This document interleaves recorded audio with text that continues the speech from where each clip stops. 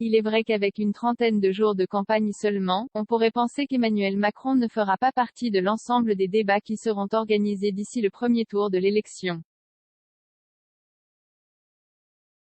Cependant, Gabriel Attal a tenu à rassurer les Français, lors de l'entretien qu'il a accordé au journal de 20 h de TF1, ce dimanche 6 mars, évidemment qu'il débattra, d'abord avec les Français.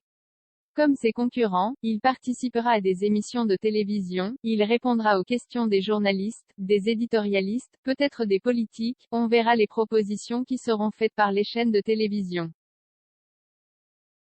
Le porte-parole du gouvernement a défendu le président sortant et sa volonté de se rendre au plus près du terrain pour se confronter à ceux qui ne partagent pas son avis. Quiconque a suivi Emmanuel Macron quand il était ministre puis candidat puis président et aujourd'hui à nouveau candidat, sait que le président cherche le débat.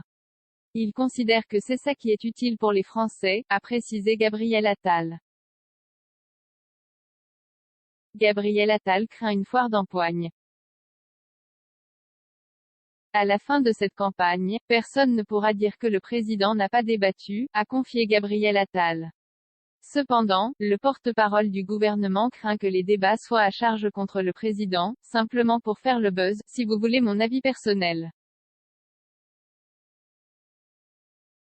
Une émission où vous avez 10, 11 ou 12 candidats qui cherchent tout leur moment avec le président de la République, l'interpellent pendant 1h50 et, pour des raisons de temps de parole, un président qui n'a que 10 minutes pour leur répondre, ça ne s'appelle pas un débat, ça s'appelle une foire d'empoigne, du buzz, du spectacle, et je ne suis pas sûr que ça soit utile pour les Français, a-t-il expliqué à Audrey Crespo-Mara.